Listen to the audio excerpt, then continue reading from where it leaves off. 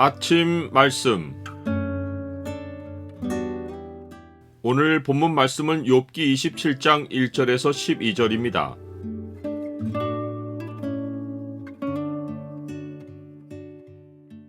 주의 뜻을 따르지 않으면 무익한 인생이 되고 만다.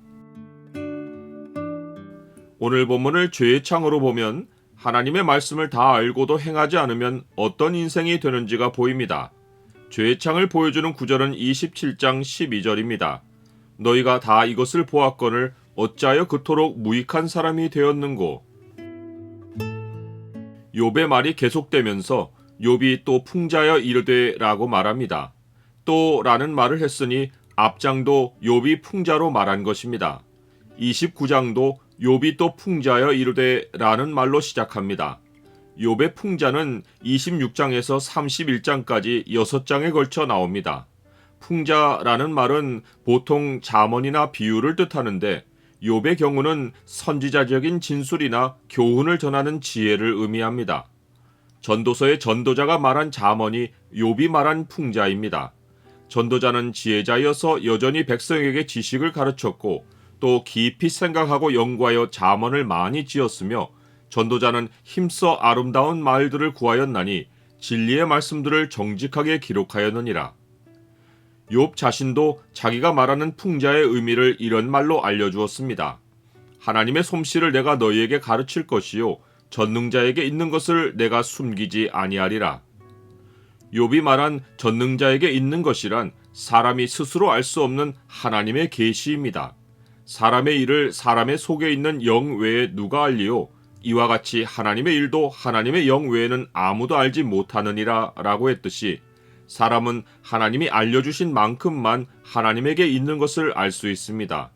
그러하니 욥이 6장에 걸쳐 친구들에게 풍자여 이른 것은 욥의 친구들이 자기들 마음대로 추정하고 지어내어 욥에게 말한 것과는 정반대로 하나님께 받은 계시와 지혜를 종합하여 그들에게 전한 것입니다.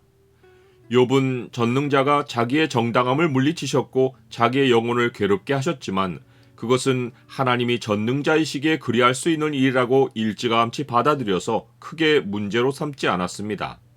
하나님을 향해서 왜 그리하셨느냐고 이유를 묻긴 했지만 자기가 고통을 겪는 것을 원망하기보다 중보자 하나님이 자기를 신원해 주실 것을 믿음으로 받아들였습니다.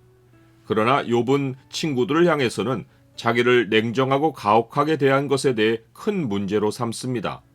그는 하나님의 계시를 전하며 그들이 당할 일을 경고합니다. 먼저 욥은 자기가 살아있는 한 자기 입술이 불의를 말하지 않고 자기 혀가 거짓을 말하지 않겠다고 말하며 친구들이 자기를 정죄한 말을 결코 받아들일 수 없다는 뜻을 단호하게 전달합니다. 나는 결코 너희를 옳다 하지 아니하겠고 내가 죽기 전에는 나의 온전함을 버리지 아니할 것이라. 그러면서 욥은 내가 내 공의를 굳게 잡고 놓지 아니하리니 내 마음이 나의 생애를 비웃지 아니하리라 라고 하며 자기가 얼마나 부끄럽지 않는 인생을 살아왔는지를 친구들에게 알려줍니다.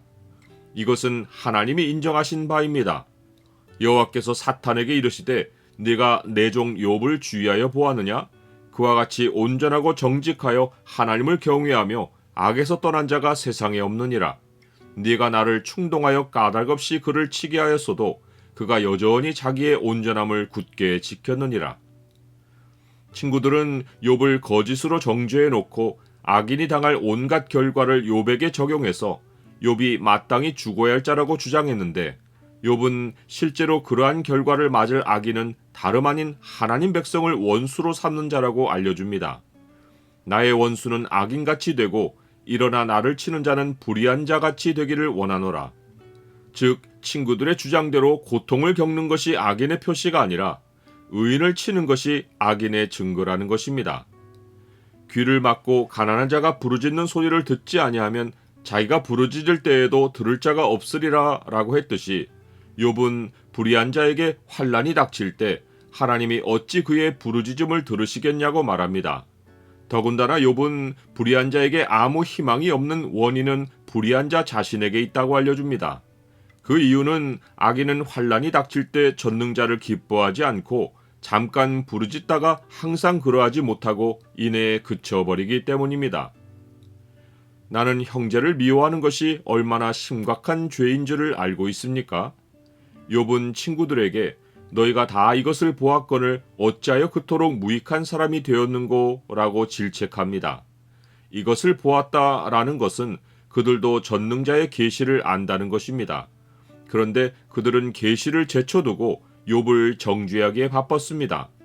하나님을 알고도 하나님의 뜻을 따르지 않으면 아무 의미 없는 인생이 되고 맙니다. 나의 이 말을 듣고 행하지 아니하는 자는 그 집을 모래 위에 지은 어리석은 사람 같으리니 비가 내리고 창수가 나고 바람이 불어 그 집에 부딪힘에 무너져 그 무너짐이 심하니라.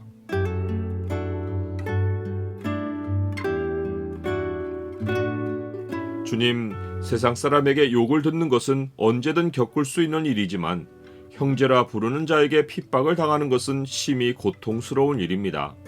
주를 부르는 자들이 모두 겸손히 주를 알기에 부지런하고 서로를 존중히 여기게 하옵소서. 예수 그리스도 이름으로 기도드립니다. 아멘.